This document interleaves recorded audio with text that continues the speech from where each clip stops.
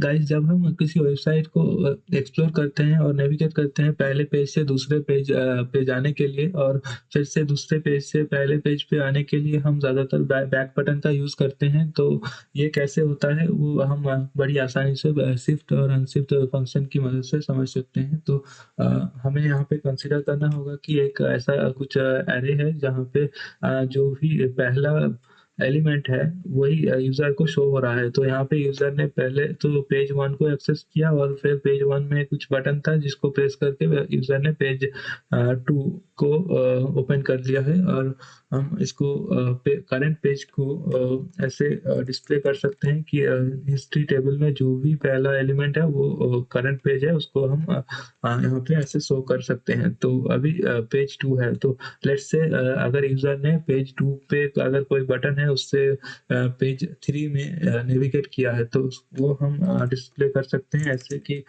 हमने जो history array है उसमें एक नया पेज इंसर्ट कर दिया है।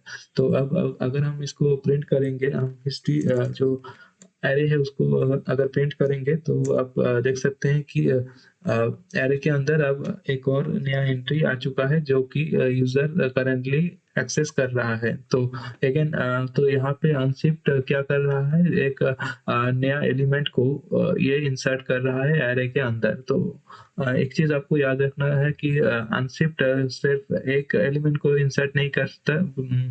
आप चाहे तो यहाँ पे और भी बहुत सारे एलिमेंट को इंसर्ट कर सकते हैं। तो यहाँ पे मैं लिख देता हूँ पेज 4 लेट्स से, और रन करने के बाद आप देख सकते हैं कि यहाँ पे पेज 4 और पेज 3 दोनों ही ऐड हो चुका है। और वैसे ही लेट्स से यूज़र ने पेज 4 से नेविगेट के पेज 3 में जाना चाहता है। तो जब यूज़र ने बैक बटन प्रेस किया तो हम क्या करेंगे कि हिस्ट्री जो टेबल है वहाँ से पहले वाले जो भी एंट्री है उसको हम निकाल लेंगे। तो निकालने के लिए हम शिफ्ट का यूज़ कर सकते हैं।